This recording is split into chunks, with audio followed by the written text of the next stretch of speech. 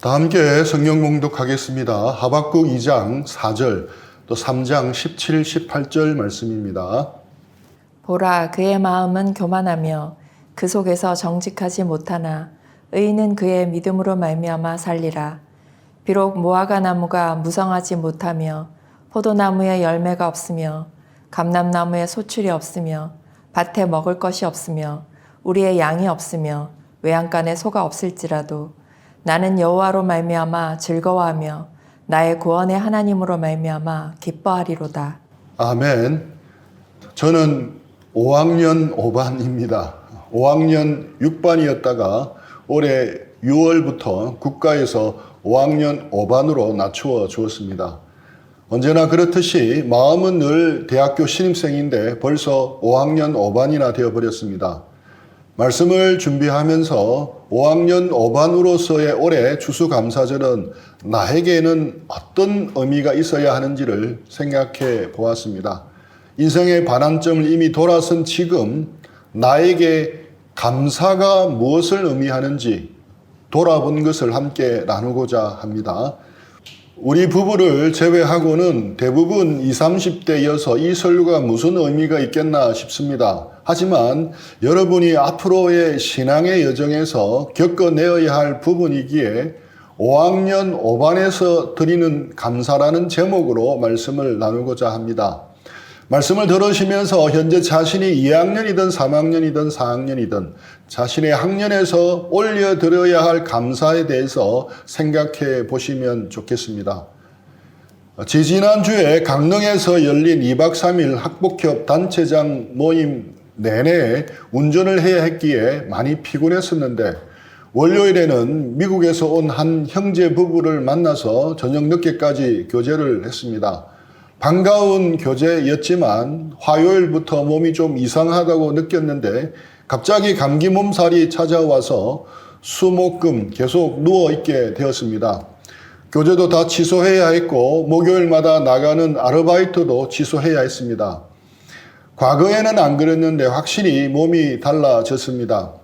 아직도 그런대로 젊은 사람들과 활동할 수는 있지만 과거보다 피로회복 능력이 떨어졌다는 것이 확연하게 느껴집니다. 보통 40대가 되면 아직 30대의 기력이 남아있기에 자기가 중년이라고 여기지 않습니다. 하지만 40대 중반을 넘어서면 서서히 나도 이제 나이가 들어가고 있구나 하는 것을 느끼게 됩니다. 이때 남성들이 겪는 것이 갱년기 우울증입니다. 갱년기는 여자에게만 있는 것이 아닙니다. 목회자인 저도 힘겹게 싸워야 할 정도로 쉽지 않은 시간을 보냅니다. 그러다가 어느덧 50대 문턱을 넘어서게 되는데 그때 자기도 모르게 사는 것이 뭔지 모르겠다는 한탄이 나오게 됩니다. 20대부터 하나님 안에서 믿음으로 주신 꿈과 비전을 위해 나름 올곧게 살아온 저에게도 그 시기는 쉽지 않았습니다. 보통 20대, 30대는 노력만 하면 반드시 그 대가를 받을 수 있다고 믿고 열심히 일을 합니다. 하지만 50대 중반에 이르면 생각이 달라집니다. 열심히 살아도 인생에서는 안 되는 것이 있다는 것을 알게 됩니다. 현실적으로도 50대 중반이면 일반 기업에서는 명예퇴직 대상에 오를 나이가 됩니다. 또 자녀들은 진학과 취업과 결혼으로 부모 곁을 떠나게 됩니다. 그리고 부모님은 더욱 연로하셔서 가까이서 돌봐드려야 하는 상황입니다. 이때쯤이면 다른 친구, 지인들의 부모님의 장례식에 가야 할 일이 더욱 잦아집니다. 인간관계도 이전과 달라집니다. 친구와 지인과의 교제도 점점 줄어듭니다. 또 젊은 날 함께했던 친구들과 영원한 이별을 하게 되는 슬픈 일도 생깁니다. 예전에는 나와는 상관없는 단어처럼 들렸던 노화도 몸으로 조금씩 느껴지기 시작합니다. 거울에 비친 자신의 모습을 볼수록 더욱 분명해집니다. 게다가 이제 나에게도 멀리서 조금씩 죽음이라는 것이 다가오기 시작했다는 것을 실감하게 됩니다. 좀 청승맞지만 간혹 누워 자고 있는 아내를 보면서 나 없으면 이 사람이 혼자서 어떻게 살지 하는 걱정도 한 번씩 해봅니다. 공자는 나이 50이면 하늘의 뜻을 안다라고 말했습니다. 크리스찬으로서 예수님을 따라가는 제자의 한 사람으로서 나이 50 중반이라는 인생 여정에 올해 추수감사절을 준비하며 말씀을 묵상하게 되었습니다. 제일 제 마음속에 먼저 떠오르는 말씀은 하박국 말씀이었습니다. 하박국 3장 17, 18절입니다. 비록 무화과 나무가 무성하지 못하며 포도나무에 열매가 없으며 감람나무에 소출이 없으며 밭에 먹을 것이 없으며 우리의 양이 없으며 외양간에 소가 없을지라도 나는 여호와로 말미암아 즐거워하며 나의 구원의 하나님으로 말미암아 기뻐하리로다. 바로 이 말씀이었습니다. 못하고 없으며 없을지라도 나는 여호와로 말미암아 즐거워하며 나의 구원의 하나님으로 말미암아 기뻐하리로다. 이 말씀을 제대로 이해하려면 하박국 전체 속에서 보아야 합니다. 하박국의 전체 내용을 크게 보면 간단합니다. 1장과 2장에 걸쳐서는 하박국에 두 가지 질문이 나옵니다. 그리고 그에 대한 하나님의 대답이 나옵니다. 그리고 3장에서는 그에 대한 반응으로 하박국의 기도와 찬양이 나옵니다. 그렇다면 4장에는 어떤 내용이 나오겠습니까? 네, 하박국은 4장이 없습니다. 1장에서 하박국 선지자가 하나님께 던진 첫 번째 질문은 why였습니다. 도대체 왜였습니다. 도대체 왜 하나님은 유다의 폭력과 불의에 대해 가만히 계십니까? 하박국 1장 2절 3절입니다. 살려달라고 부르짖어도 듣지 않으시고 폭력이다 하고 외쳐도 구해주지 않으시니 주님 언제까지 그러실 겁니까? 어찌하여 나로 불의를 보게 하십니까? 어찌하여 악을 그대로 보기만 하십니까? 약탈과 폭력이 제 앞에서 벌어지고 다툼과 시비가 그칠 사이가 없습니다. 지금 남유다에서는 불의와 폭력이 지배하고 있어서 수많은 사람들이 고통받고 있었습니다. 그런데 공의로우신 하나님은 왜 가만히 보고 계시는가에 대한 질문입니다. 2절에 보면 그가 이 문제를 해결해 달라고 하나님께 간절히 부르짖었지만 하나님은 아무런 반응이 없습니다. 그러자 하박국은 언제까지 그러실 겁니까 하면서 항의하며 질문합니다. 이 질문에 대한 하나님의 대답은 무엇이었습니까? 내가 바벨론 사람을 일으켜서 남유다를 심판하시겠다는 것이었습니다. 하박국은 예상치 못한 하나님의 대답에 화들짝 놀랍니다. 하나님께서 짜자잔 하고 나타나서 의인들의 원수를 대신 갚아주시고 악인을 징벌하시는 것을 기대하고 있었습니다. 그런데 하나님의 대답은 의외였습니다. 더 악한 바벨론을 일으켜 유다를 멸하시겠다는 것입니다. 이 답변을 들은 하박국 선지자는 많이 놀라고 당혹스러워합니다. 그래서 두 번째 질문을 하나님께 던집니다. 도대체 왜 하나님은 하필이면 악하고 무자비한 바벨론을 이용해서 언약 백성 유다를 멸하시는 것입니까? 이에 대한 하나님의 대답은 무엇이었습니까? 바벨론도 멸망시키겠다는 것입니다. 그런데 하박국이 던진 이 질문은 하박국 선지자만 가졌던 질문만은 아니라고 생각이 됩니다. 오늘날 이 세상을 살아가는 우리 그리스도인들 역시 부딪히게 되는 질문입니다. 그리고 특별히 이제 인간과 사회와 역사와 교회에 대해 이해가 쌓여가는 50대에 이른 사람이라면 분명 피해갈 수 없는 질문입니다. 하박국의 질문을 오늘날 버전으로 좀 바꾸어 보면 이렇게 표현할 수 있습니다. 도대체 왜 악인이 저렇게 형통하게 잘 살아가도록 내버려 두십니까? 하나님을 믿지 않는 사람들은 형통하게 잘만 사는데 도대체 하나님을 믿는 우리는 왜 고난을 받아야 합니까? 도대체 하나님 앞에서 믿음으로 살면 무슨 이득이 있습니까? 믿음으로 산다고 살았는데 아스팔트 길과 같은 탄탄대로는 열리지 않고 내 삶에는 왜 이렇게 여전히 풍전등화와 같은 삶의 연속입니까? 주님의 복음을 위해 살려고 발부둥 쳤는데 이렇게 산 것이 지금 무슨 의미가 있습니까? 저도 길지는 않지만 인생을 돌아보니 이 세상은 사필 규정의 진리가 반드시 통하지만은 않는 것 같습니다. 사필 규정은 헐리우드 영화나 동화책에서 나오는 이야기이지 현실과는 좀 거리가 있다고 느껴집니다. 오히려 잔머리를 굴리며 인간적인 방법과 술수를 쓴 사람들이 잘 됩니다. 반대로 우직하게 믿음으로 살아낸 사람들은 어렵게 되는 것을 많이 목도합니다. 말씀대로 믿음으로 우직하게 살아가려고 애를 쓰는 제 모습이 미련하게 보일 때가 있습니다. 손해보는 것 같고 때로는 바보스럽게 보이기까지 합니다. 어떨 때는 호구처럼 이용당하고 있구나 하고 느껴지기도 합니다. 적당하게 세상과 타협하며 살아가야 할 것 같습니다. 공의로우신 하나님이 정말 통치하시는 것이 맞는가 하는 생각이 들 때까지도 있습니다. 그러니 이제부터라도 정신을 차리고 불의와 잘못을 합리화하며 사는 법을 배워야 할 것 같습니다. 세상적으로 형통하게 잘 살아가는 사람들을 본받아 우리도 저렇게 살아야만 할 것 같습니다. 처세술을 익혀야 한다고 느껴집니다. 줄도 잘 서야 하고 때로는 기회주의자처럼 행동도 해야 한다고 느껴집니다. 속이 상합니다. 정말 속이 상합니다. 악인이 잘 되고 형통한 것을 볼 때마다 답답합니다. 신앙의 양심을 따라 성실하게 살아가는 것이 헛되게 보입니다.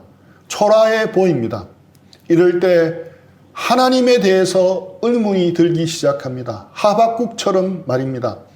그런 상황 속에서 하나님께서 하박국에게 주신 말씀이 2장 4절 말씀입니다. 보라, 그의 마음은 교만하며 그 속에서 정직하지 못하나 의인은 그의 믿음으로 말미암아 살리라. 의인은 그의 믿음으로 말미암아 살리라. 우리가 잘 아는 말씀인데 신약 성경 로마서와 갈라디아서와 히브리서에도 나옵니다. 이 구절은 대단한 영향력을 끼쳤던 구절입니다. 이 한 구절이 거대한 파워 집단이었던 중세 카톨릭의 부패에 대항해서 생명을 걸고 종교개혁을 일으키게 했던 도화선이 되었습니다. 올해 추수감사절을 보내면서 제가 붙잡아야 할 말씀이라 여겨졌습니다. 하박국에게만 아니라 오늘을 사는 우리에게도 꼭 필요한 말씀이며 붙들어야 할 말씀입니다. 아마존 열대 우림 지역에서 아우카 부족에게 복음을 전하던 엘리자베스 엘리엇이라는 선교사는 1966년 노 그레이븐 이미지, 인간이 만든 형상이 아닌 이라는 소설을 썼습니다. 그 소설의 내용은 성경 번역 사역에 뛰어든 마가렛 스파호크의 이야기였습니다. 아직 문자도 없는 아마존의 외딴 부족에게 복음을 전하기 위해 그녀는 결혼도 마다하고 자신의 삶을 이 일에 바칩니다. 소설의 줄거리는 다음과 같습니다. 주인공 마가렛은 에콰도르 케추아족 속에 들어가 성경 번역 작업을 시작합니다. 원주민 페드로라는 남자를 만난 것이 이 사역을 풀어가는 실마리가 되었습니다. 페드로는 마가렛이 성경을 번역하기 위해 반드시 알아야 하는 부족의 언어를 알고 있었습니다. 페드로가 마가렛에게 말을 가르쳐 주었기에 진행 가능성이 없어 보이던 마가렛의 번역 작업이 차츰 진전되기 시작했습니다. 마가렛은 페드로를 생각할 때마다 너무나도 감사했습니다. 어느 날 마가렛은 페드로가 살고 있는 집을 방문하고자 길을 나섭니다. 가는 길에 너는 주님을 기다려라. 강하고 담대하게 주님을 기다려라는 성경 말씀이 떠올랐습니다. 마가렛은 기도했습니다. 주님, 그동안 줄곧 기다렸습니다. 정말 인내하며 기다리고 또 기다렸습니다. 산속 인디오들에게 복음을 전하는 선교사가 되려고 정말 오래 기다렸다는 것을 주님도 아시지 않습니까? 주님은 번역 사역과 의료 사역을 하도록 인도해 주셨고 지금 이 페드로를 보내주셨습니다. 오늘 이 자리까지 오게 된 것이 정말 하나님의 놀라운 기도의 응답이라고 믿습니다. 길을 걸을 때 주마등처럼 지난 몇 년간에 겪었던 과정들이 떠올랐습니다. 친구들의 지원과 미국에서 수많은 이들이 보내주는 재정 후원, 오랜 훈련 기간, 현지인들과 함께 관계를 맺고 진전시키느라 보낸 시간, 스페인어와 부족 언어를 모두 아는 베드로를 예비해 주신 일까지 모든 것이 정말 하나님의 완벽한 섭리로 느껴졌습니다. 이제 얼마 후면 번역된 성경책을 들고 그토록 바라던 외딴 산간 마을 부족민들에게 찾아가서 복음을 전할 수 있다고 생각하니 너무 감격스러웠습니다. 마침내 베드로가 살고 있던 마을 집에 도착했습니다. 안으로 들어가 보니 베드로는 다리에 난 상처가 심각한 지경까지 골마서 고생하고 있었습니다. 마가렛은 간단한 치료를 수행하는 의료 사역도 하고 있었으므로 주사기와 페니실린을 늘 지니고 다녔습니다. 베드로가 주사를 놓아달라고 간청했고 망설일 이유가 없었습니다.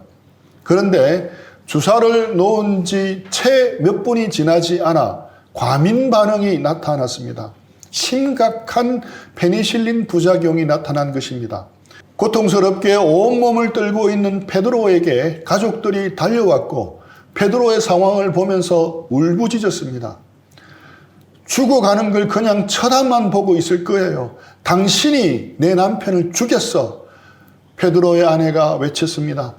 눈앞에 갑작스럽게 벌어진 일에 마가렛은 그저 기가 막힐 따름이었습니다. 속으로 기도했습니다. 살아계신 하나님, 정말 살아계신 하나님, 지금까지 드린 기도는 다 안 들어주셔도 좋지만 제발 이 기도만큼은 응답해 주셔야 합니다. 제발 베드로를 살려주세요. 하나님 제발 그를 살려주세요. 어떻게 되었겠습니까? 상태는 더 나빠졌습니다. 마그렛은 소리나지 않게 간절하게 부르짖었습니다. 오 주님, 남은 베드로의 처자식들은 어떻게 되는 것입니까? 또 주님이 시작하신 이 사역은 어떻게 되는 것입니까? 이제 막 첫 발을 내디뎠는데 주님, 여기까지 온 것은 제 뜻이 아니었지 않습니까? 주님이 이끄신 것입니다. 기도의 응답으로 이 베드로를 보내주시지 않으셨습니까? 제게는 이 사람뿐입니다. 주님, 긍휼을 베풀어 주옵소서. 제게는 다른 대안이 없습니다. 베드로가 숨진다는 것은 모든 것이 끝나는 것을 의미했습니다. 오랜 수고가 한순간에 물거품이 되는 것입니다. 그래서 하나님이 그를 살려주셔야만 했습니다. 제가 20, 30대 믿었던 하나님은 이런 상황에서 반드시 기적으로 페니실린 부작용을 이기게 하실 하나님이었습니다. 하지만 베드로는 세상을 떠납니다. 그 밤에 마가렛은 말합니다. 지금까지 죽을 고생을 하면서 헌신했던 모든 일에 마침표를 찍는 기분이었습니다. 소설은 이렇게 끝나면 안 되지 않겠습니까? 소설이니까 반전이 있어야 되지 않겠습니까? 하지만 이 소설은 아무런 반전 없이 그렇게 끝이 나고 맙니다. 마가렛은 베드로의 무덤에서 서서 자신에게 물었습니다. 그럼 하나님은 어떻게 된 거지? 하나님은 분명 내가 너와 함께 하겠다고 말씀하셨는데 이런 상황에도 하나님은 함께 하시는 것인가? 하나님이 베드로를 죽게 하셔서 하나님이 나를 통해 베드로를 죽게 하셔서 숨이 막힐 정도로 도저히 이해가 되지 않아. 그런데 하나님은 지금 나더러 그래도 예배하고 경배하라고 하시는 건가? 도무지 이해할 수 없다. 하지만 그때 마가렛 마음속에 들려온 답은 그렇다였습니다. 저자 엘리자베스 엘리엇은 후에 설명하기를 소설 마지막 페이지에 이 책 전체를 관통하는 핵심 구절이 있다고 말합니다. 하나님이 그저 내 공범 수준이라면 그분은 날 배신하신 것이 분명하다. 하지만 그분이 정말 하나님이시라면 그분은 날 자유롭게 해주셨다. 그러고는 엘리자베스 엘리엇은 소설의 제목에 나오는 인간이 만든 형상이 무엇인지를 설명해 줍니다. 인간이 만든 형상이란 인간이 늘 마땅히 그래야만 한다고 여기는 방식대로 움직이는 하나님을 가리킵니다. 그것은 인간이 만들어낸 하나님입니다. 짝퉁 하나님입니다. 모조품 하나님입니다. 미니어처 하나님입니다. 인간의 지혜와 저마다의 자아가 투사되어 만들어낸 가짜 신에 지나지 않는 것입니다. 그런 식으로 움직이는 하나님은 우리의 공범이라는 것입니다. 우리가 바라는 일을 해내는 존재일 뿐이라는 것입니다. 만일 그 하나님이 우리의 기대와 다르게 행동하면 어떻게 되겠습니까? 그런 하나님은 우리에게 해고의 대상이 됩니다. 하지만 마지막 대목에서 결국 마가렛은 깨닫습니다. 스스로 세운 계획들이 물거품이 되면서 인간이 만든 형상이라고 할 수 있는 모든 모조품 하나님은 산산조각이 났습니다. 거짓 신들이 박살이 난 것입니다. 그리고 난생 처음 경험한 자유로움을 느낍니다. 그리고 인간이 만든 형상의 하나님이 아니라 참 하나님을 경배할 수 있게 되었다고 고백합니다. 자기 힘으로 애썼던 부질없고 소모적인 노력에서 벗어날 수 있었습니다. 비로소 자유해진 것입니다. 제가 5학년 5반에서 맞이하는 추수감사절에 되돌아보는 감사는 바로 이런 감사이어야겠다고 생각을 했습니다. 가면을 벗어야 하겠습니다. 내가 만든 모조품 하나님을 던져버려 깨버려야 하겠습니다. 그리고 참 하나님, 절대 주권을 가지신 하나님께 드리는 감사가 되어야 하리라 생각해 봅니다. 이 소설이 출판되어 나오자 미국인들의 반응은 어떠했겠습니까? 먼저는 세상 사람들이 이 책의 내용을 부정적으로 보았습니다. 뿐만 아니라 복음적인 크리스찬들 가운데서도 마찬가지로 이 책의 내용을 부정적으로 보는 사람들이 많았습니다. 심지어 많은 크리스찬 독자들은 엘리자베스에게 편지를 보내 강력하게 반론을 제기했습니다. 간절하게 기도하면서 거룩한 뜻을 위해 온 인생을 헌신한 한 여인에게 하나님은 결코 그런 일을 허락하시지 않을 것이라는 것입니다. 우리가 믿는 하나님은 그런 하나님이 아니라고 항의했습니다. 어느 유명한 복음주의 목회자는 올해 기독교 책 리스트에서 그 책을 빼버렸노라고 저자 엘리자베스에게 대놓고 이야기하기도 했습니다. 하지만 이 소설의 저자 엘리자베스는 말합니다. 그 여인 마가렛의 이야기는 픽션이 아니라 넌픽션이라고 말합니다. 허구가 아니라 사실은 자기 이야기라고 말합니다. 그리고 실제로는 그 소설보다 더 험하게 전개되었다고 말합니다. 소설의 저자 엘리자베스는 성경 번역 선교사로 남아메리카에서 사역을 했는데 거기서 현지인 마사리오라는 인물을 만납니다. 마사리오는 하나님의 기도응답으로 만나게 된 소중한 사람으로 성경 번역 사역 전체의 성패를 결정할 열쇠가 되는 사람이었습니다. 그는 스페인어와 부족 언어를 모두 거침없이 구사할 수 있는 유일한 사람이었습니다. 성경 번역 선교사인 엘리자베스에게는 희망과 같은 존재였습니다. 하지만 그는 속절없이 살해되고 말았습니다. 총을 맞고 현장에서 숨을 거둔 것입니다. 그 땅의 성경 번역 사역은 그렇게 한순간 완전히 멈춰버렸습니다. 그뿐만 아닙니다. 뒤이어 엘리자베스가 살던 마을에 홍수가 일어났고 강도까지 들어 몇 년 동안 온 힘을 다해 번역해 놓은 파일을 다 훔쳐가 버렸던 것입니다. 여기까지는 소설의 내용과 비슷합니다. 그런데 그것이 끝이 아니었습니다. 엘리자베스는 짐 엘리엇과 결혼을 합니다. 짐 엘리엇은 아마존 열대우림 깊은 곳에 문명을 등지고 사는 호전적인 원주민 아우카 부족에게 복음을 전하러 나섰던 5 선교사 가운데 하나였습니다.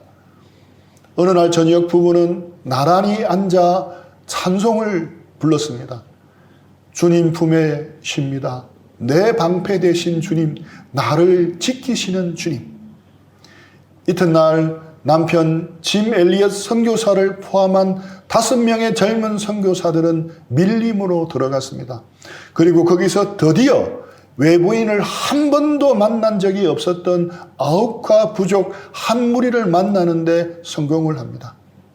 하지만 그 다음 날 소식이 두절되고 맙니다. 그들의 행방이 사라지자 미국의 신문들에 보도가 되기 시작했고 수색에 나서게 됩니다.